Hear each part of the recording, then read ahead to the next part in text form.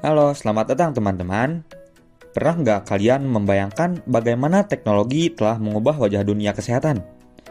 Dari aplikasi kesehatan yang memudahkan konsultasi medis hingga alat diagnostik canggih yang membantu dokter dalam memberikan perawatan terbaik. Ayo kita bersama-sama menelusuri dampak signifikan iptek dalam meningkatkan kualitas layanan kesehatan di Indonesia. Mari kita memulai perjalanan ini. Perkembangan ilmu pengetahuan dan teknologi atau iptek di Indonesia telah melalui perjalanan yang sangat panjang.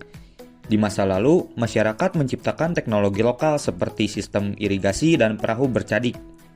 Teknologi ini diwariskan dari generasi ke generasi.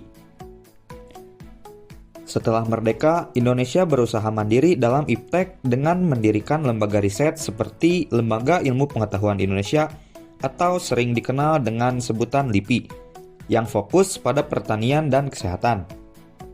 Di era Orde Baru, modernisasi berkembang sangat pesat. Peluncuran satelit Palapa pada tahun 1976 menjadikan Indonesia sebagai pelopor komunikasi satelit di Asia Tenggara. Pada saat memasuki era digital, startup seperti Gojek dan Tokopedia mengubah cara hidup masyarakat. Teknologi menjadi bagian dari keseharian. Namun, tantangan seperti kesenjangan digital dan kurangnya dana riset masih ada. Program Making Indonesia 4.0 terus mendorong pengembangan iptek untuk masa depan yang lebih baik. Di bidang kesehatan, kemajuan iptek telah membawa perubahan yang sangat besar. Teknologi modern membantu dalam diagnosa dan pengobatan, mempermudah akses layanan kesehatan, dan meningkatkan kualitas hidup masyarakat. Meski begitu, penting untuk terus menjaga keseimbangan antara teknologi modern dan pengobatan tradisional untuk memastikan manfaat yang sangat baik bagi semuanya. Perkembangan ilmu pengetahuan dan teknologi. Iptek di bidang kesehatan telah membawa dampak positif yang signifikan, terutama dalam penanganan penyakit. Inovasi seperti teknologi diagnostik modern seperti MRI, CT scan, dan alat tes genetik memungkinkan deteksi penyakit lebih dini dan akurat. Selain itu, perkembangan dalam bidang farmasis telah menghasilkan obat-obatan yang lebih efektif untuk mengobati berbagai penyakit, termasuk penyakit kronis dan infeksi serius.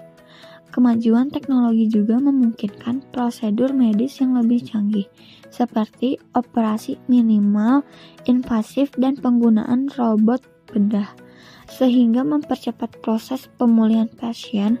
Tak hanya itu, pemanfaatan teknologi informasi seperti telemedicine mempermudah akses masyarakat ke layanan kesehatan, terutama di daerah terpencil. Semua ini membuktikan bahwa iptek memiliki peran besar dalam meningkatkan kualitas hidup dan memperpanjang harapan hidup manusia. Namun, perkembangan iptek di bidang kesehatan juga memiliki tantangan. Ketergantungan pada alat diagnostik canggih bisa mengurangi keterampilan dasar tenaga medis dalam pemeriksaan manual. Beberapa obat modern mungkin memiliki efek samping jangka panjang yang belum sepenuhnya dipahami. Dengan mudahnya akses obat, bisa saja ada orang yang menyalahgunakannya untuk hal kriminal. Selain itu, harga obat dan teknologi canggih yang mahal dapat memperbesar kesenjangan akses layanan kesehatan antara yang mampu dan kurang mampu, serta ketergantungan terhadap obat-obatan bisa menyebabkan munculnya penyakit yang lebih sulit diobati.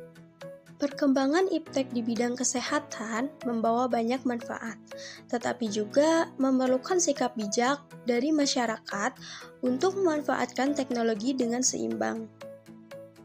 Sikap masyarakat terhadap iptek di bidang kesehatan sangat beragam.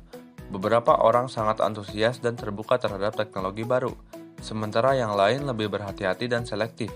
Sikap ini dipengaruhi oleh tingkat pemahaman tentang teknologi tersebut, budaya, dan persepsi pribadi mengenai manfaat serta resikonya. Di tingkat keluarga, sekolah, dan masyarakat, sosialisasi mengenai iptek kesehatan sangat penting agar setiap orang dapat memahami manfaat dan resikonya dengan lebih baik.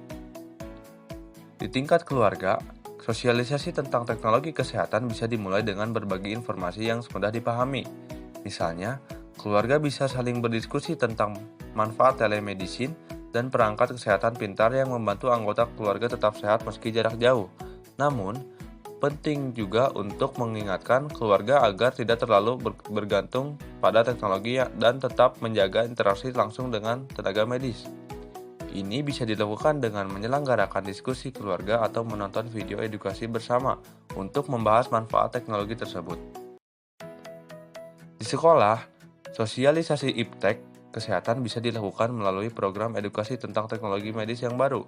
Misalnya, sekolah bisa mengadakan seminar atau pelatihan untuk siswa dan guru mengenai teknologi kesehatan seperti telemedicine dan alat kesehatan pintar. Di masyarakat, sosialisasi dapat dilakukan melalui berbagai kegiatan, seperti seminar kesehatan atau kampanye informasi tentang teknologi kesehatan, yang diadakan oleh pemerintah atau lembaga kesehatan. Informasi tentang teknologi terbaru bisa disebarkan melalui media sosial, pengumuman di tempat umum, atau pusat komunitas. Pada tingkat nasional, pemerintah memiliki peran besar dalam mendidik masyarakat tentang iptek di bidang kesehatan.